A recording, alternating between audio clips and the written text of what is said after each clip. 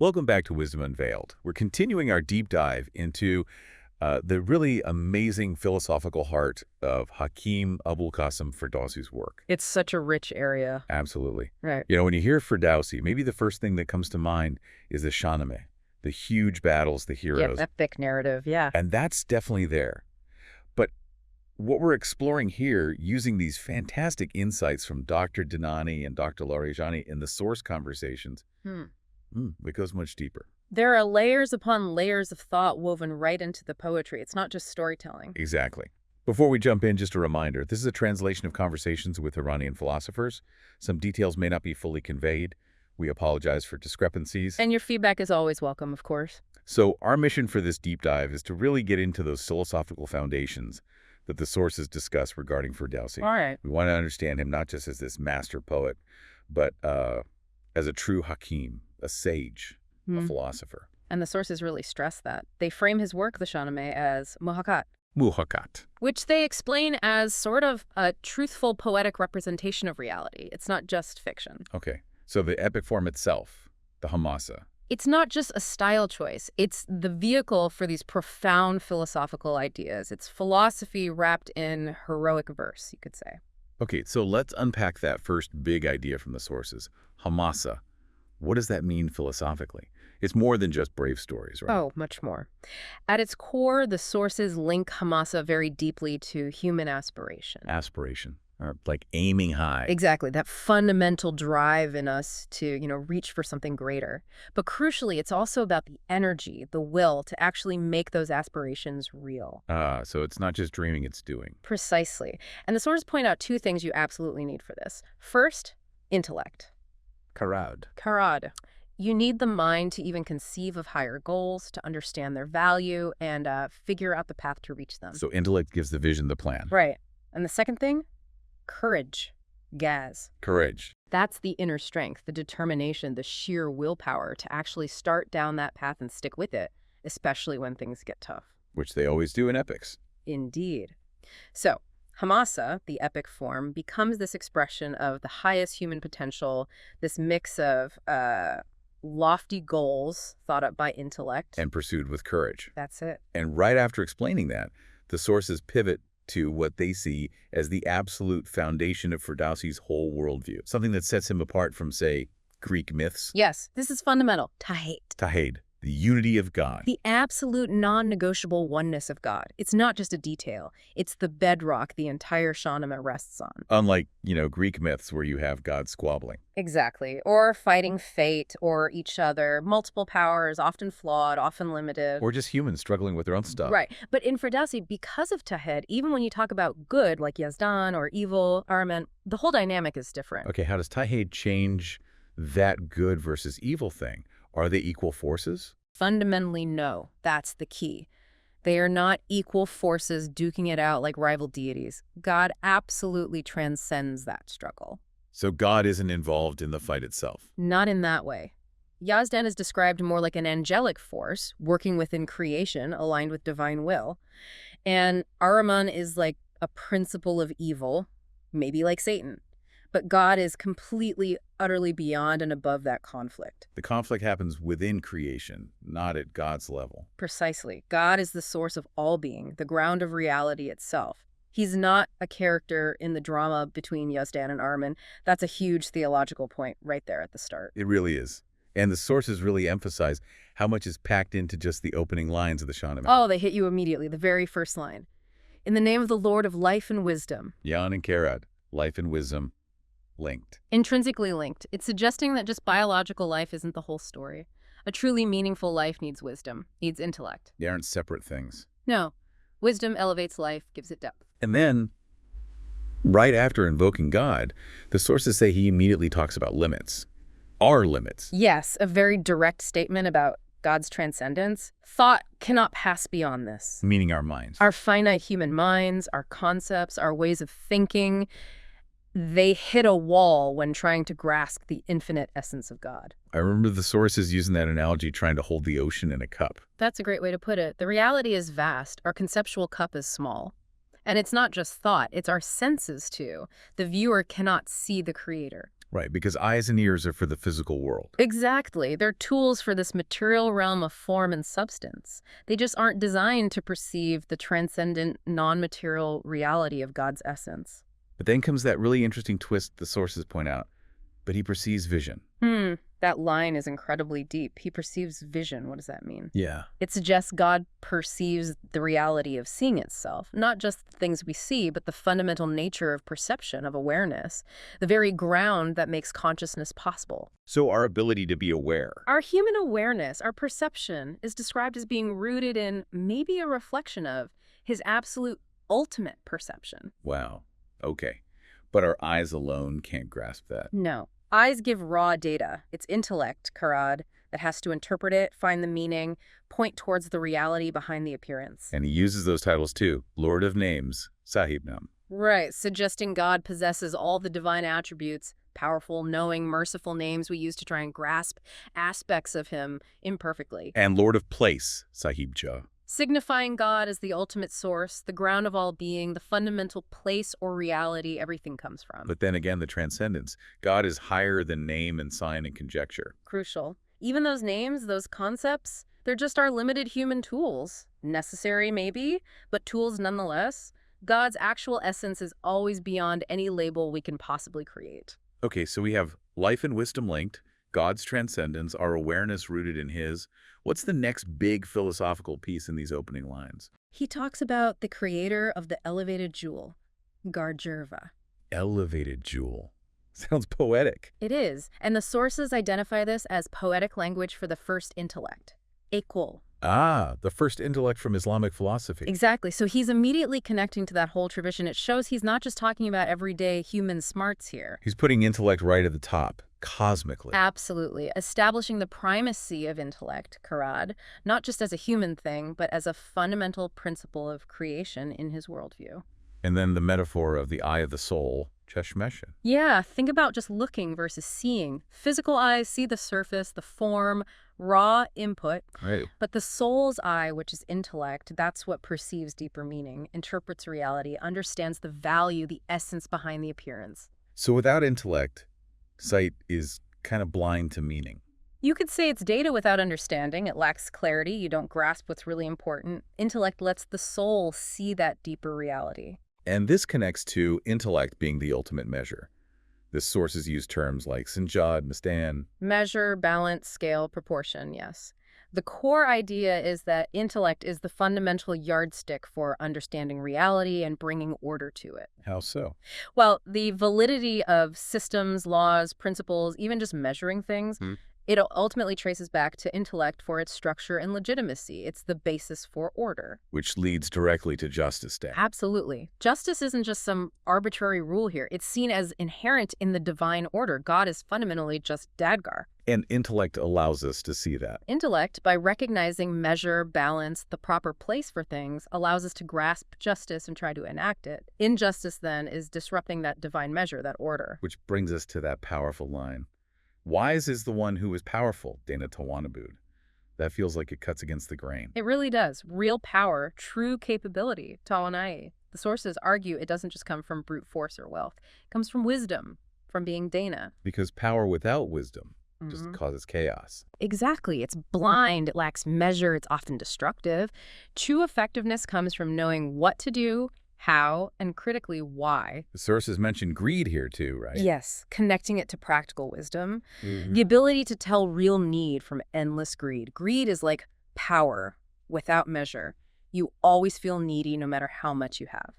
And that other beautiful line, from knowledge, the old heart becomes young. Ah, yes. That's about the inner self, the spiritual core, the heart. Knowledge, Dinesh, keeps that inner self vibrant, alive, perceptive, eternally young in its ability to grow. It keeps you learning, gives insight. Exactly. Clear sight, inner guidance. But it's not passive, is it? You have to seek this knowledge. It's definitely not passive. You have to actively pursue it. Puyan Joyanda, be a seeker. Knowledge itself is infinite. Denishiyat be banned. You can't contain it all. So how do you receive it? You need an open, receptive ear. Gush. So it's both pursuit and openness. Okay, let's shift slightly. How does Ferdowsi describe creation itself? He uses those letters, Kaf and Nun. K-N-N, forming the word kun. From the Quranic be, and it is, Kun fayakun. Precisely. Be and it becomes. The sources stress how Ferdowsi uses this to show the absolute, instantaneous nature of God's creative command. There's no gap, no delay. The command is the becoming. Exactly. As the source puts it using Ferdowsi's word, bishavand. The command be is the becoming. God's word is his action. It doesn't happen in time, it creates time. And he puts a lot of emphasis on time, zaman, and place, zaman, right away. A huge emphasis. Temporal time, Zaman Quran, unfolds within place within the land. And time in this physical world is defined by constant flux. Passing Gazar Budan, it's transient. Always moving. Always moving. And this is explicitly contrasted with eternal time. Akaran. Yes, Sarmat or Akaran, the eternal realm where there's no change, no beginning, no end. So he sets up this crucial distinction, our limited flowing time within boundaries. And the timeless eternity it comes from. Right. And it's this idea of time unfolding in place in the land that leads to that incredibly strong link between land and identity in Ferdowsi. Yes, the sources make a huge point of this. It's foundational. Ferdowsi binds the land, the homeland Matan, Sarsman, directly to the identity, the Hoviet, of the people. How so? Their history, their collective memory, their shared time, even their name and character as a people, it's all tied up with their land. So losing the land, it's not just losing territory. That's far worse. It's losing the container of their collective being, their history, their name. It leaves them rootless adrift. The result is nang. Nang. A deep shame or emptiness. A profound disgrace, yes. Spiritual emptiness. Which explains that incredibly stark line the sources, quote, "Whoever gives his whole body to be killed is better than giving the world the land to the enemy." It's chilling, isn't it? It frames losing the land as worse than physical death because it's the death of the collective time, identity, history. It shows how sacred the homeland is seen as the vessel of a people's existence. Wow. Okay, let's circle back to good and evil, Neki and bad.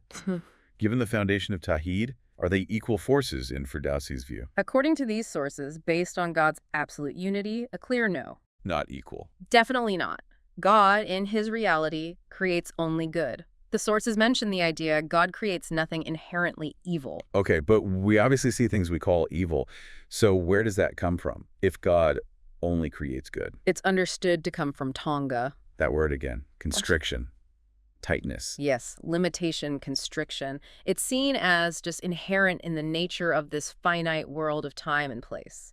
In a created world defined by limits, you're going to have friction, clashes, imperfections. It's unavoidable. So it's the limits of creation. That inherent limitation combined with human choices that go against the divine order, against that measure we talked about, that's where injustice, conflict, wrongdoing, what we perceive as evil emerges. So evil isn't some separate, dark, creative power. That's the core point the sources make. It's not a co-equal force. It's a consequence of things existing within limitation and the choices made by limited beings within those limits. But there's still a sense of hope. Oh, yes.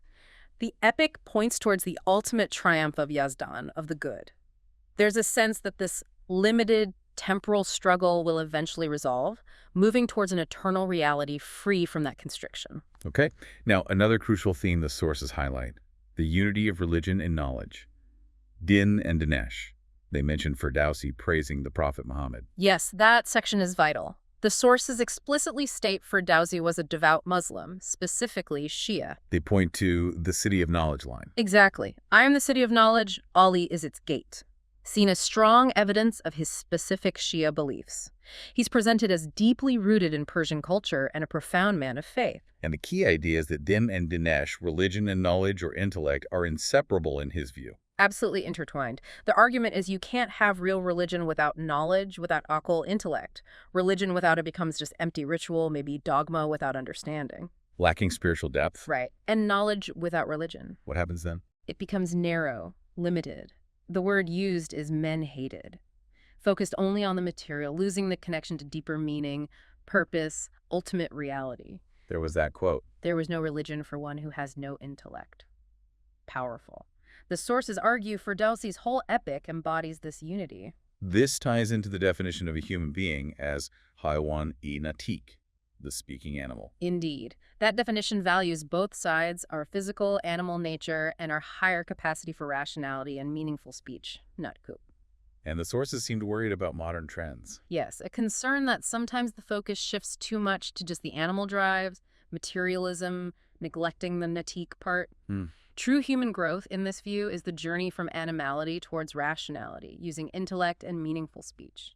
They mentioned humans as a key. Right, martyrs appearing after other creation stages as a key lid, a key to unlock the world's mysteries, using gofter kab ukarad karbord, good speech, and applied intellect. And that's why angels bowed. That's the interpretation given, yes. Signifying this unique human potential, our role as Khalifatullah, God's representative, entrusted with intellect and meaning. You mentioned the City of Knowledge line. Let's talk about the gate. Bab, what does the gate symbolize there? Ali is its gate. A gate, Bab, is a really potent symbol of openness, gushadeki. Openness.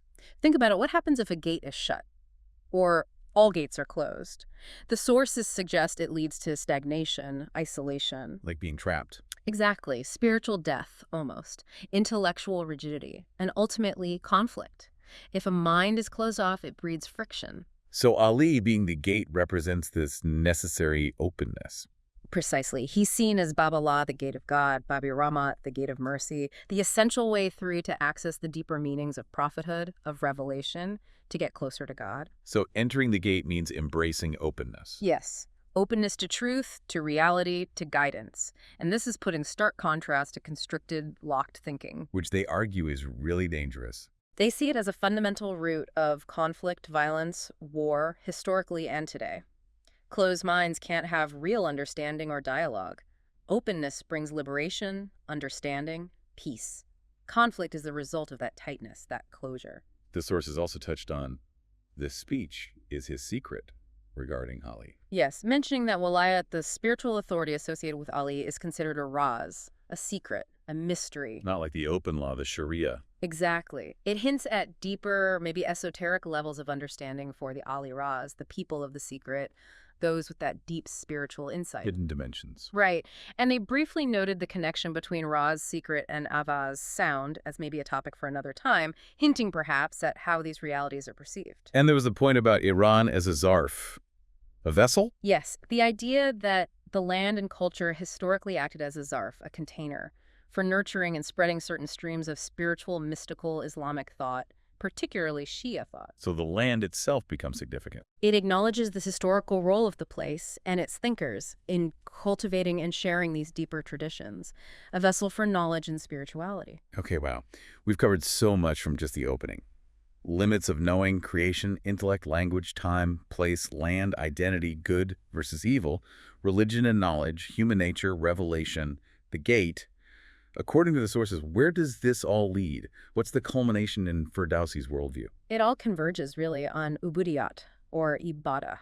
Which means? Servitude, worship, devotion to God. After this whole journey of understanding, seeing our limits, the nature of creation, the role of intellect guided by revelation, realizing our dependence, the sources argue the highest necessary response is the state. A profound acknowledgement. Yes, acknowledging God's absolute reality and our own fundamental dependence. It's described as consciously tying the belt of servitude. An inner posture. An inner acceptance of our neediness, our inability to grasp God fully just by ourselves, recognizing our place.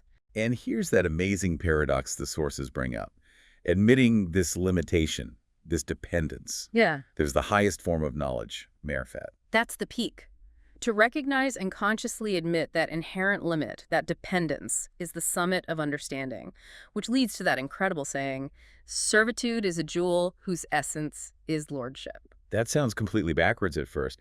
How does being a servant reveal lordship? It's a deep mystical point. By fully embracing your reality as limited and dependent, your servitude, ubudiyat, you gain a profound, almost intuitive insight into the nature of absolute independent reality, God's lordship, rububiyat. By knowing your relative nothingness. You start to perceive God's absolute allness. Humility, born from that honest self-recognition, opens a door that just striving with intellect alone might keep shut. And this connects to the Quranic purpose of creation. Exactly. That verse, I did not create the jinn and humans except that they may worship me, layabudin. That's often interpreted mystically. As that they may know me, liorfan. Worship ubudiyat is seen as the natural, inevitable result of deep knowledge, marifat, and true self-understanding. It's the logical outcome of truly seeing things as they are. Right. The necessary response. And inherent in this state, this knowing acceptance, is profound gratitude. Sepes. Gratitude for what? Existence itself. Absolutely. For the gift of being, the gift of intellect, the divine guidance that makes this whole journey possible. It's even called an intellectual obligation wajibi akli. Reason itself should lead to gratitude. Properly applied, yes. But, as the sources note, echoing the Quran, truly grateful people are few. It takes awareness, effort. It truly is remarkable how Ferdowsi, through these interpretations, weaves everything together. Theology, epistemology, cosmology, ethics, mysticism, right there in the opening lines.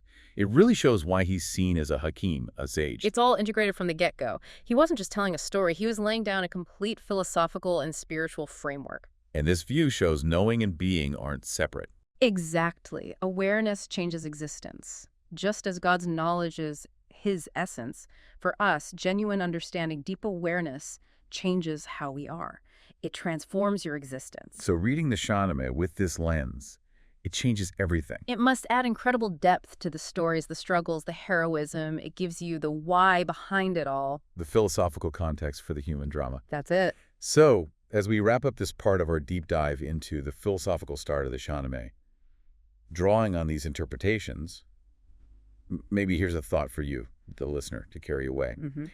It builds on that powerful idea we discussed that recognizing our limits, accepting what we can't fully grasp or control, that might actually open a door to a different kind of knowing. Think about somewhere in your own life right now. Could be anything, a tricky situation at work, a relationship issue, feeling stuck on something, a big decision. Somewhere you feel like you've hit a wall, limited, uncertain, maybe a bit helpless. We all have those places. And maybe you've been trying really hard to analyze it, force a solution with your intellect, your willpower, doing the same things, and it's just not working. Right. What might happen if, just for a moment, instead of pushing harder, you consciously tried to lean into that feeling of limitation, that feeling of, okay, this is complex, or there are parts here I can't control. Really acknowledging the I don't know, or I can't force this. Exactly. Could taking that difficult step, truly accepting I don't have all the answers, or I can't dictate this outcome, could consciously embracing that boundary, that limitation, could it actually open up a different way of seeing the whole thing? A different perspective. Maybe a different kind of connection to it. Or perhaps even reveal a subtle insight, a path forward you couldn't see when you were just focused on trying to wrestle it into submission with the tools you already had. It's quite a shift, isn't it? It really is. Stepping back from the need to control and just allowing yourself to be with the reality of limitation. What might emerge from that space? It's definitely something to ponder. Well, thank you for joining us for this deep dive into Ferdowsi's philosophical foundations. This was deep dive number 7 in our series of 15. We look forward to continuing the exploration with you next time.